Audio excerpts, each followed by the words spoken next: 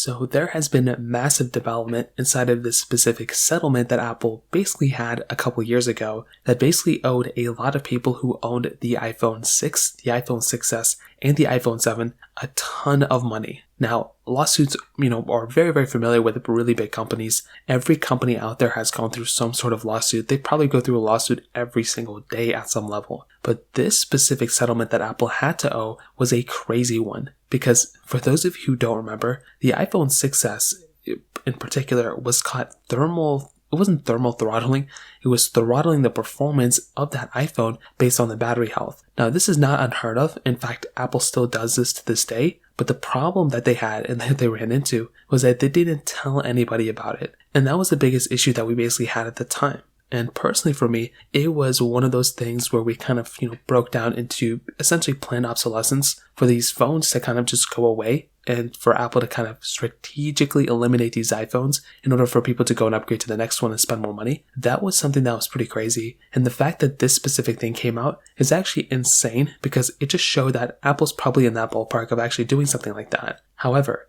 just recently, basically the judge who essentially went through and approved the specific court case and everything like that has now pretty much gone through, and I think they've actually gone through and essentially brought this specific case to the next level. Now, I know nothing about judge and law and everything like that, but based off these articles that I've, kind of read, it is actually getting a little bit closer to these payouts to actually end up happening. So essentially, I think this thing started back in, 2018 or 2020. Apparently the deadline was October 6, 2020. But for those of you who actually did set up and actually go out and get within the settlement, essentially that payment should actually be coming out sooner than later. Now, it looks like Apple's going to have to pay anywhere from $310 to $500 million.